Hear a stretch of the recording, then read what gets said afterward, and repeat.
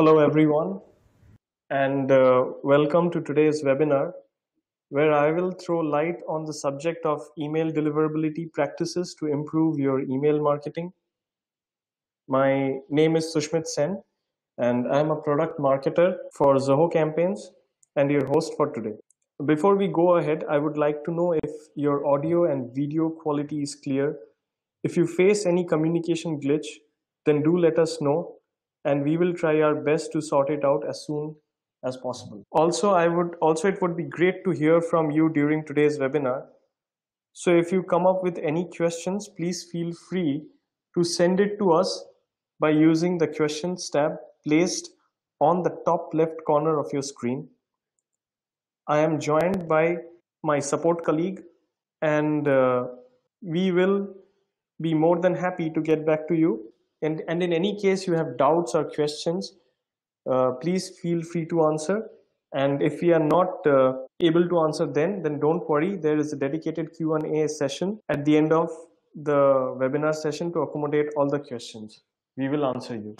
So without further ado, let me introduce you to the topic of the day, that is email deliverability practices to improve your email marketing. The topics in discussion are email deliverability and its basics, things to keep in mind before sending out an email campaign, steps to ensure deliverability through content, and ways to ensure deliverability for future campaigns.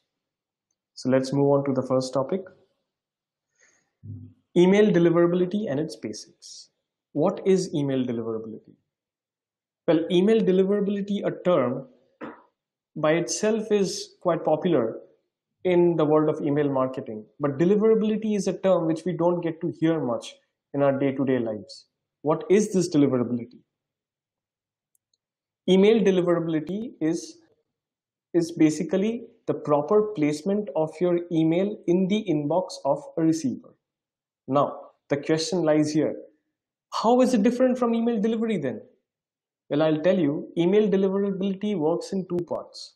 Number one, the server of your recipient will accept your email. That is part one, or we can say that's step one, but that's not where the battle is won. You win it only when your email reaches the inbox of your recipient. So there are two steps, and you have to get victory in both the steps. So step one, when it is accepted by the server, you get email delivery. So your email is delivered. Next, when it gets placed in the inbox, that is when you have achieved email deliverability. The thing is, you will have noticed that there are many folders in your email. Apart from inbox, there are spams, there is a spam folder, there is a promotion folder, all these things are there. So you wouldn't want your email to go into any of these folders. You will want it to go into the inbox, where the recipient will take time, open your email and read it. The next point is, or our third point is, why do we need to care about email deliverability? Let's say you as an email marketer have created an email painstakingly. You have created it with your energy, you have invested some time, and if it doesn't reach the receiver, then all your work is wasted. You wouldn't want that, right? So definitely you would want your email to reach the inbox of your receiver. That's why it's so important, and you as an email marketer should care about it. Now, email deliverability is related to the three concepts. One is of identity. You have to identify yourself when you're sending an email. Now, this is a very common fact. If you're going and knocking at someone's door, and if there is no eyeball, or the person cannot take a look outside, then you will have to identify yourself after knocking, and only after proper recognition you are allowed to enter. The same way, you will have to say who you are, why have you come, and what's the purpose. Email works in the same way. So you have to identify yourself. The next point is your reputation is taken into account. Very easy to be understood, because reputation and identity, they basically go hand in hand. If you have followed the proper guidelines, then your reputation is good. Your identity is safe. If you don't follow, then your identity is unsafe and people might consider you as a spammer.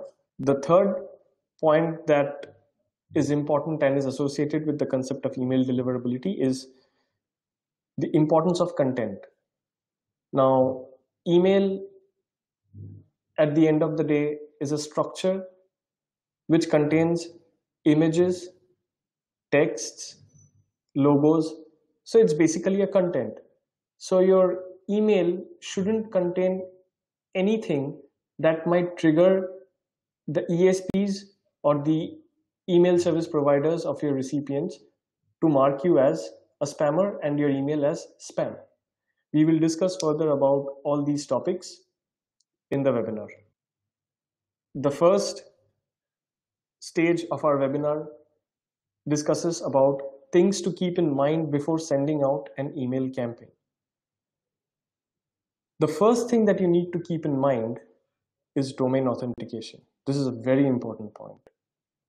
Domain is the representative of your brand in the internet. For example, if your brand or your organization's name is Zilker, in that case, your domain name will be www.zilker.com. Domain authentication is based on three methods. Number one is SPF, Sender Policy Framework. Under this method, the recipient's email service providers will check for one thing, that is the domain from where the email goes.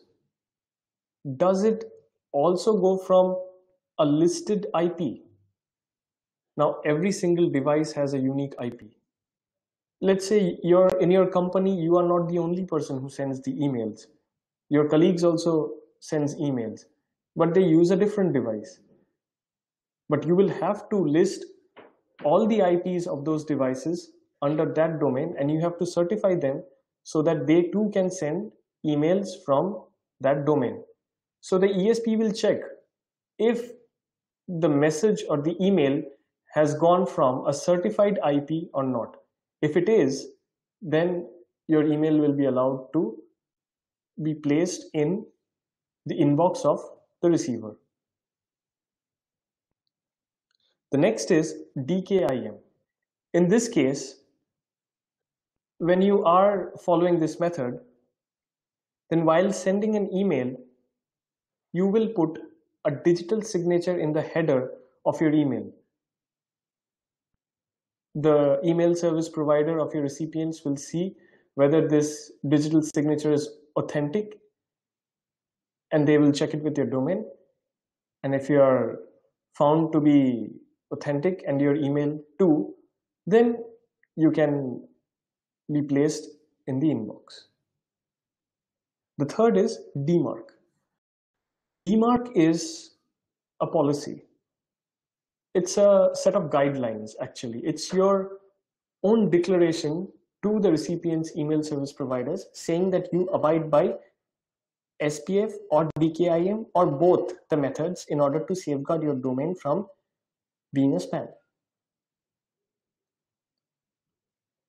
Now what happens is the ESP of your receiver will take into account whether you did abide by these methods or not, and then they will check for the authenticity. If you have, good, then you will definitely be placed in the inbox of your receiver. Our second point says you will have to build your lists organically. Why am I saying it? It's because there is a question that floats among email marketers regarding is it safe to buy lists? Is it safe to borrow lists? To be very frank, Rome was not built in a day. Neither can a business be, and definitely not reputation. If you buy lists or borrow lists, maybe you will buy or borrow, let's say, 50,000 names. These 50,000 contacts will have 50,000 email IDs. Now, these email addresses might be authentic, might not be. For instance, very often email addresses which are not in use for a long time, they tend to be transformed into spam traps. This is done in order to see whether you are abiding by the concurrent rules and regulations and building an organic list or not. And if you don't, then there are high chances that you might end up in one of these spam traps. If you buy a list and send email to all these 50,000 people, there are chances that some of them might be spam traps. And if you end up there, then you might be marked as a spammer and can be blacklisted as well. Now the question lies, what if not? What if not? In that case also it's quite bad, because let's say you are buying lists and in there 50,000 people, you don't know them because you haven't done a prior research, you haven't actually conversed with them, they have not come in contact with your organization, but you have taken their email details. Now they might not be interested with your product. If they're not interested in the product or your brand, the very moment they receive an email from you, they might unsubscribe or they might mark you as a spammer and your email as spam. So there are these extremely negative factors that are associated with buying and borrowing lists. So try to build a list as organically as possible by the use of sign-up forms, by manually collecting names, by collecting it from different platforms, but try to make it as organic as possible. Try to make it completely organic, not as organic, try to make it completely organic. This will create a sense of trust and recognition between the receiver and the sender. Our third point is segmentation. Why is segmentation important? Very easy answer. It's because you will want to send an email to a person who wants to read that. Let's say your company deals with clothes. Now you have done a recent research in the market and you have segmented your lists according to the age group. Now you will definitely not want to send emails about apparels which are favored by the age group 16 to 20 to people who are from the age group, let's say 55 to 60. They wouldn't want to read it. They might even want to unsubscribe from reading such emails, and they even might, in the very dire of situations, might mark you as a spammer. You can segment your lists according to demography, psychography, geographical locations, the prior engagement behavior of your receivers, and you can also do it in accordance to the designation of the people to whom you're sending it. The fourth point is about A/B testing. How good it would be if you knew which version of your campaign will work well with your receivers. In this case, in A/B testing, you will understand one thing. That is, you can create two versions of the same campaign, sending it out to two groups of receivers from the selected list. Now you can select the percentage of the two groups. And at the end of the day, at the end of the decisive period, you can take the decision according to the criteria that's placed by you. You can choose a winner as per their engagement, or you can choose a winner manually. If you're using Zoho campaigns, you can choose them according to their click rates, according to their open rates, and you can also choose manually. Choose the winning version, because at the end of the day, you will want engagement from your contacts, because that works well for the longer run. Our fifth point is check blacklists for your domain.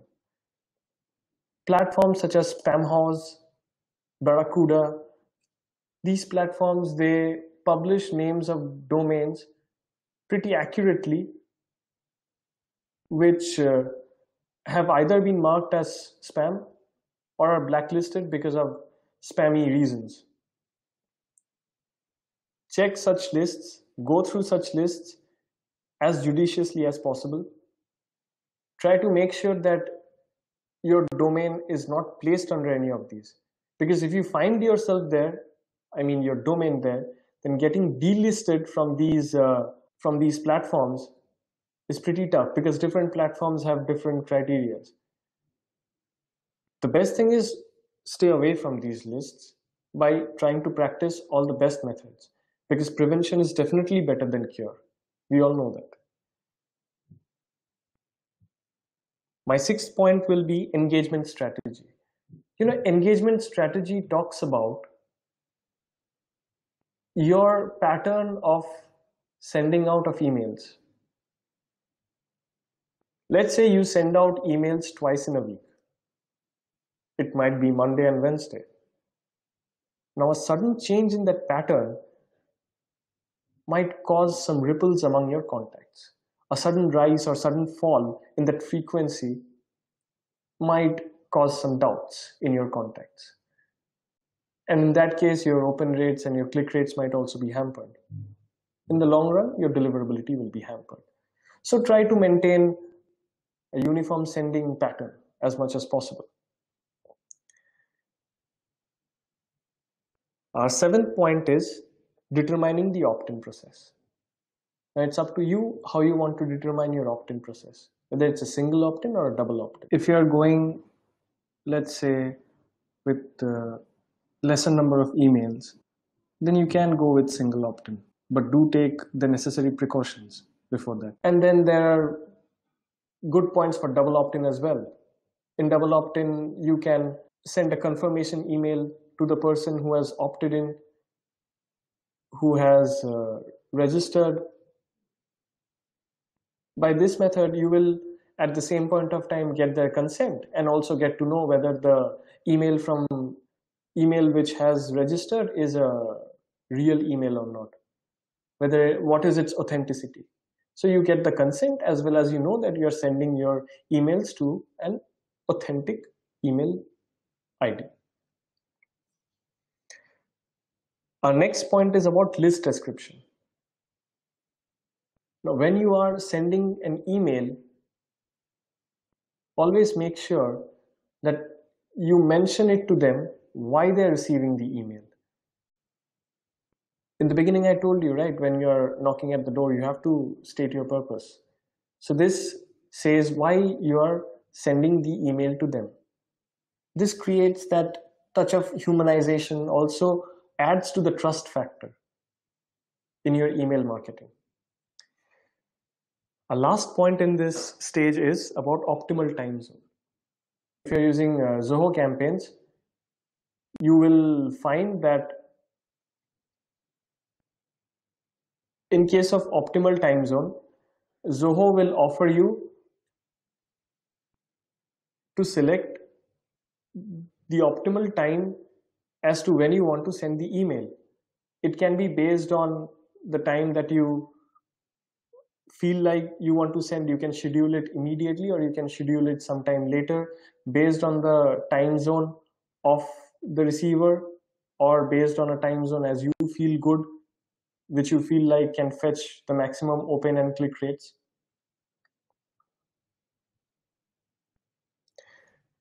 We will move on to our next stage. Before going on to the next stage, I want to show you this slide which says what is domain authentication based on. As you can see, the SPF will take your IP address and domain into account.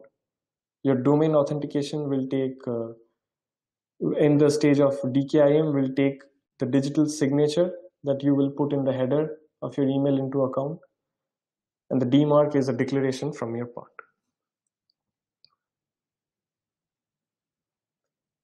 Steps to ensure deliverability through content is our next stage. The first point is about subject line, sender's name, and pre-header. Why have I placed it in the beginning? I'll show it to you. I have a slide and I'll show it to you why have I placed it there. As you can see in the image, this is clearly a message which has not been opened. The email is still in the inbox and it has not been opened.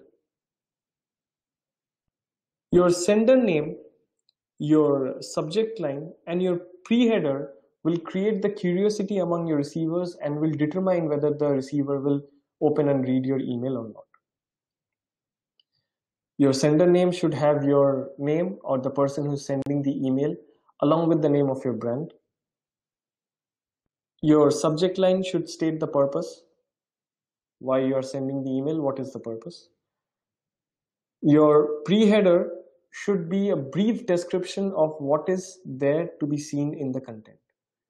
This has to be crisp, this has to be accurate, and this has to create some amount of curiosity among your receivers so they can open the email. Next, or the second point, I would like to move on to personalization. Now, when you're sending an email, you're not sending it to one person at a time. You're sending it to, let's say, 50,000, 40,000, 5 lakh, 6 lakh people at a time. It's a conversation that takes place between one person and many people at the same point of time. But just take it into account, someone from the other side, let's say your receivers, they will consider it as it's a one-to-one conversation. What they will do is, they will think that you are conversing with them at that given point of time. For that, you need to make the email as personalized as possible. If you're using Zoho campaigns, I will show you how you can benefit from this. In this slide, you can see that in the receivers section, I am including the receiver's name in order to create some amount of humanization. I can use merge tags. In this case, I'm using contact merge tags, and I will use the contact's first name because that has been provided by the contact and it is there in my list. Now, when the receiver gets this email, he or she will see the name and will feel good thinking that it's a communication that is a one-to-one in nature. You can also practice personalization with advanced settings. You can go to dynamic content. In this case, I'll be choosing the paragraph option.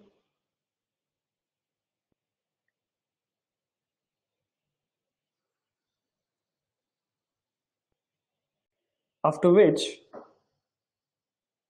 you can come back to the paragraph and you can choose the criteria that you want to place.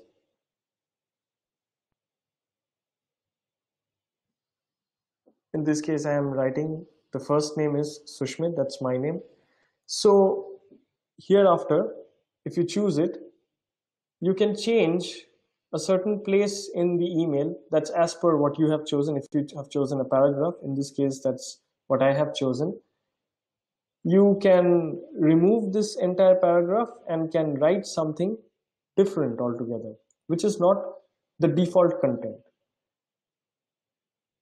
Now, this version of the email will be received by the people who are mentioned as per the criteria that you have chosen. They will receive this version of the email, whereas the rest will get to see the default version. My next point is about formatting, the word, color, etc. Now, in the beginning, I said that in content, spam can be determined with words and colors and other things. You shouldn't use words which are extremely flashy, like free, offer, deal, great, life. These things you might have seen in your email, that you might have received an email saying, this is the greatest deal in your life. The moment you saw that in the inbox, you knew that it's not a trustworthy email. So refrain yourself from using such flashy words. Make it subtle. At the same point of time, try to justify the claims that you are making in the email.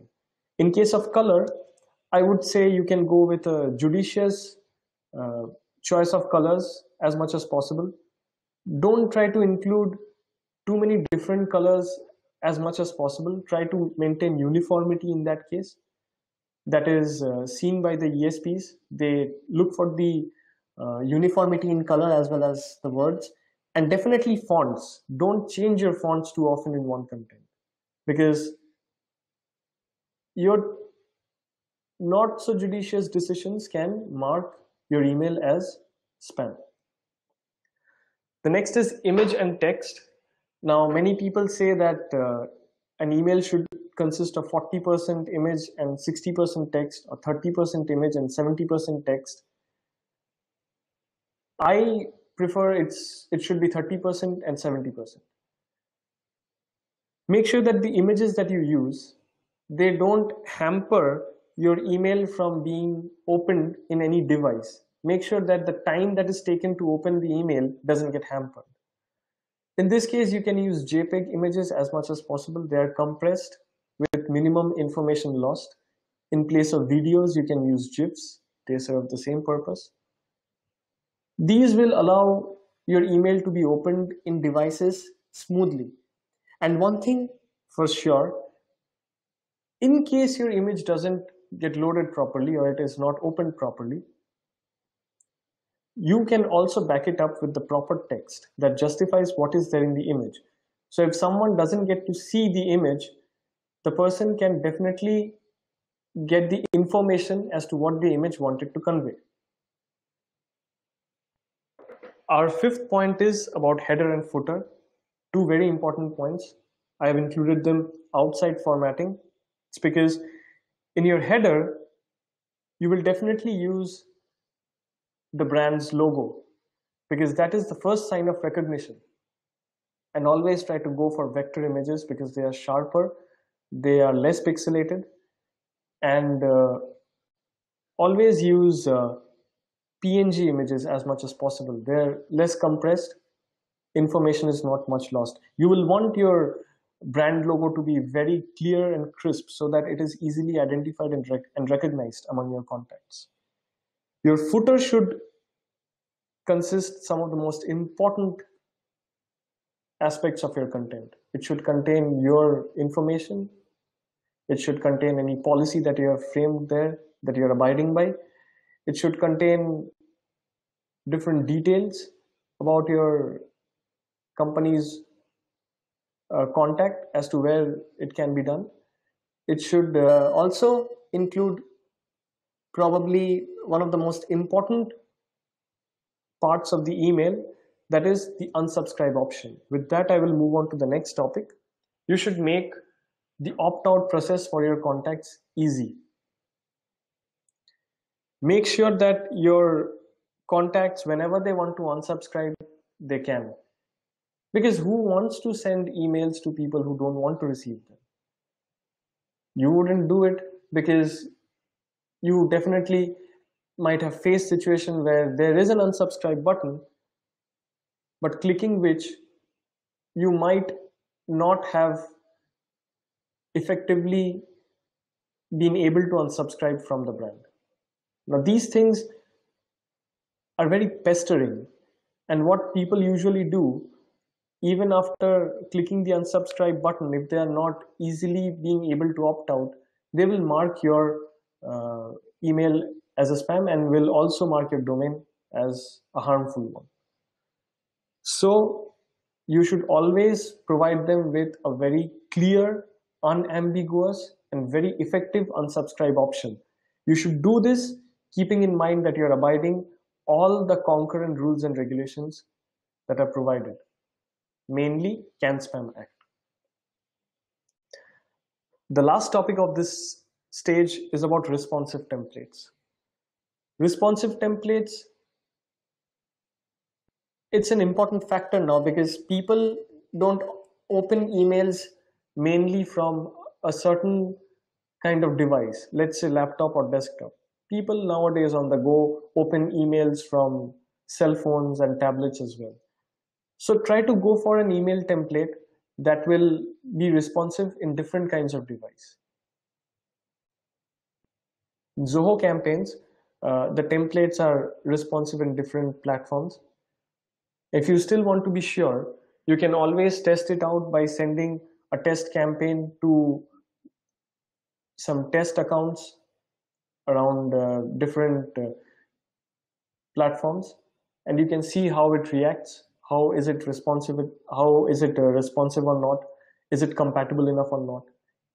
You can open that test email from different devices to see it for yourself. With this, I will move on to some slides. You can see in this slide, the person on in red, he's making a claim saying that this is the greatest offer of your life. Greatest offer life. Three words which are extremely spammy. Now, what you should do is you shouldn't sound too persuasive and domineering in your approach.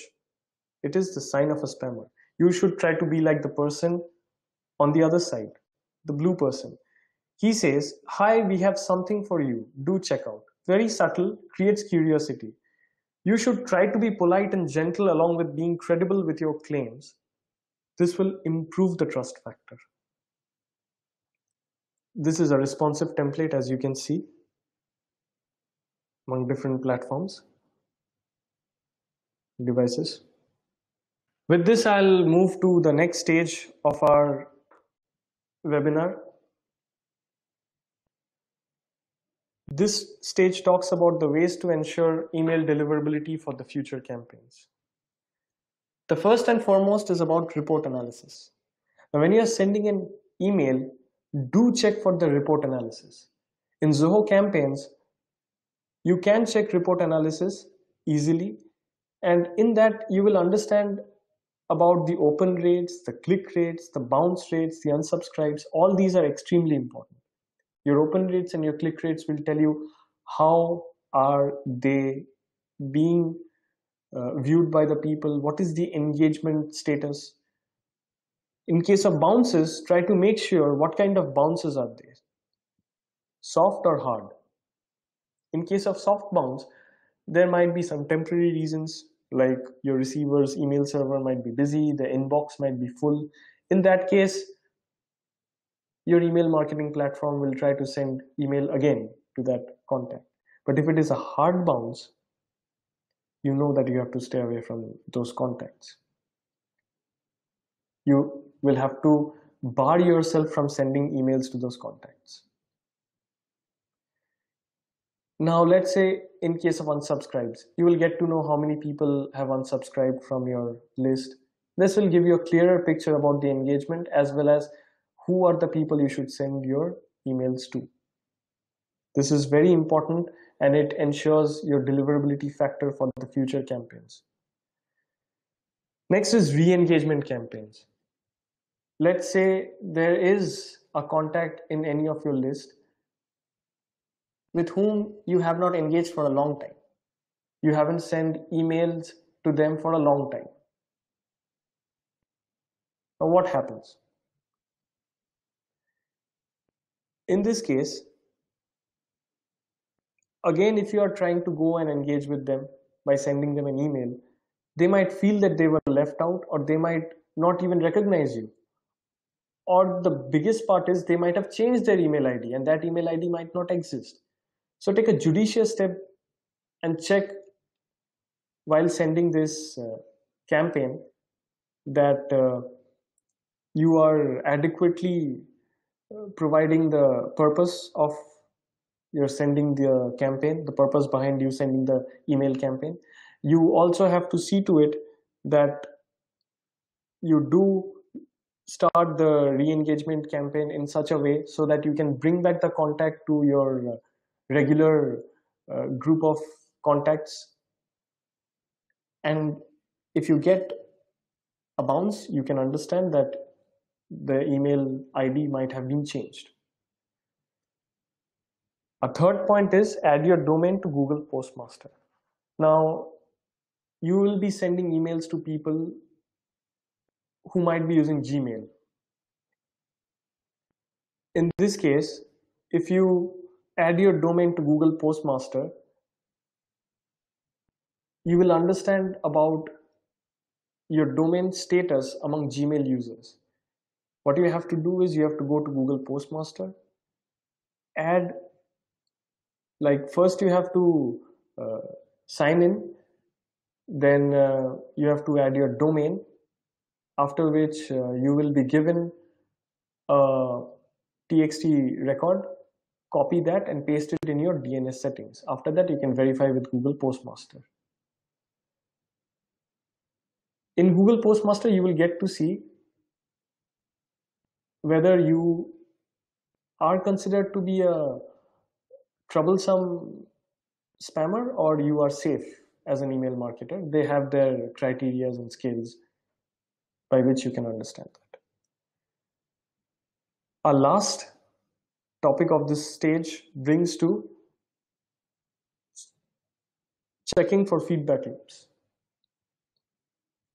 I will explain this with a diagram. Let's say you send an email to one of your recipients, or say many recipients. Now, if there is any uninterested recipient, what will he or she do? He or she will definitely unsubscribe. And in dire cases, if they don't unsubscribe, then they will mark your email as spam. The moment it is done, their ESP will notify your email marketing platform or ESP about it. And if you're using Zoho campaigns, then your email marketing platforms, which in this case is Zoho campaigns, will remove those contacts from your list so that you don't stand a chance to send an email further to those contacts. With this, we have come to the end of our webinar. I would like to thank you all. Thank you so much for joining us for this webinar.